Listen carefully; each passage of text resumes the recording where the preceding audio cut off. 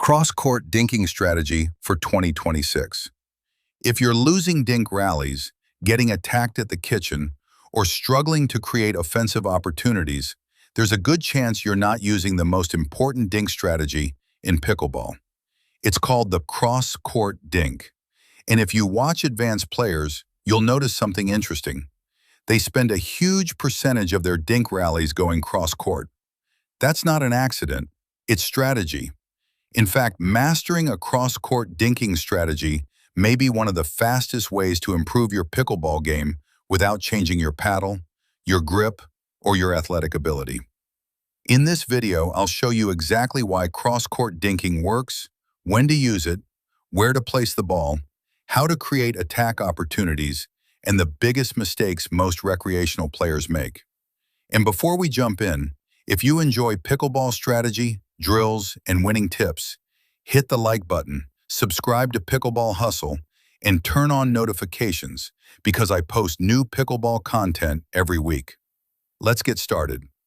The first thing you need to understand about cross-court dinking strategy is simple. The cross-court dink gives you more room for error. Think about the geometry of the court. When you hit cross-court, you're hitting toward a longer section of the kitchen. That means your target is effectively larger. You have more space, you have more margin. And because you have more margin, you can play with more confidence. Many recreational players lose points because they try difficult down-the-line dinks when a simple cross-court dink would have been the smarter play. One of the easiest ways to improve your consistency is to make the court bigger. Cross-court dinking does exactly that. Now let's talk about net clearance. Another reason advanced players love cross-court dinking strategy is because it naturally provides more margin over the net. The higher your margin over the net, the lower your risk of making errors. Many players hit dinks into the net because they're trying to be too precise.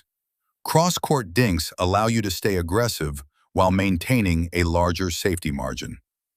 Consistency wins matches, and consistency starts with smart targets. Now let's discuss movement.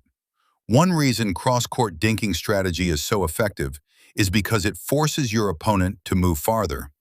Every step matters in pickleball. Every adjustment creates opportunities for mistakes. When your opponent is constantly moving side to side, maintaining balance becomes harder. Footwork becomes harder. Recovery becomes harder, and eventually mistakes happen. The best players understand that movement creates pressure. Pressure creates errors. Errors create winning opportunities. If this video is helping you, hit that like button and subscribe because we're about to get into the advanced stuff. Now let's talk about the biggest mistake recreational players make. They try to win the dink rally too early. They get impatient. They hit down the line. They speed up a ball that isn't attackable. They force the issue. The result? Errors. A great cross-court dinking strategy is built around patience. Think of every cross-court dink as an investment. Each dink builds pressure. Each dink creates movement. Each dink increases the chance that your opponent makes a mistake. The best players don't rush opportunities, they create them. Now let's discuss placement.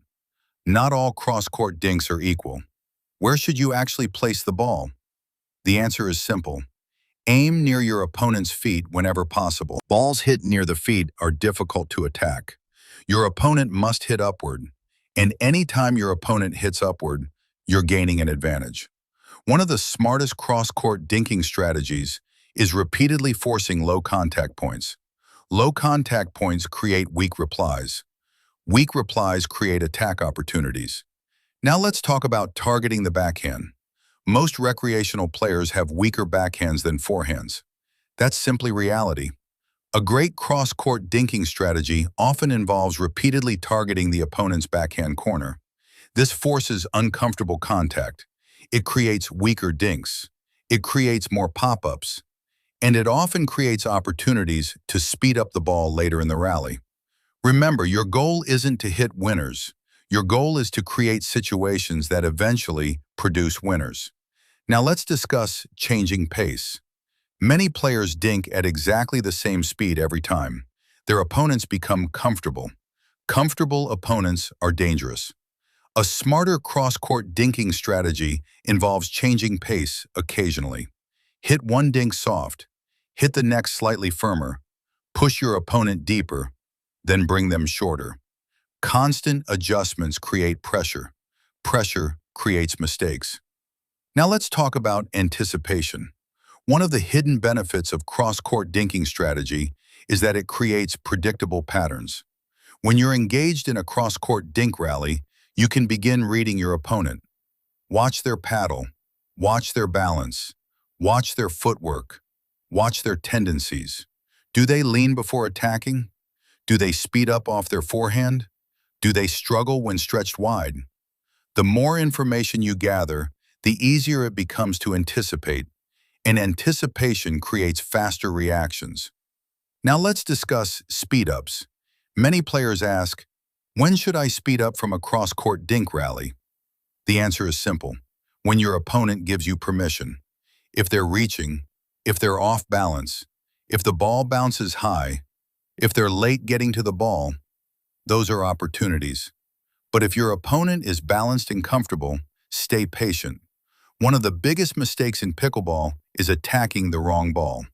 The best players attack opportunities, not hopes. Now let's discuss defending speed-ups.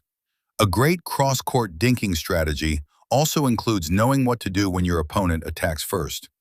The key is keeping your paddle up. Stay ready, expect the speed-up. Many players get caught because they're surprised.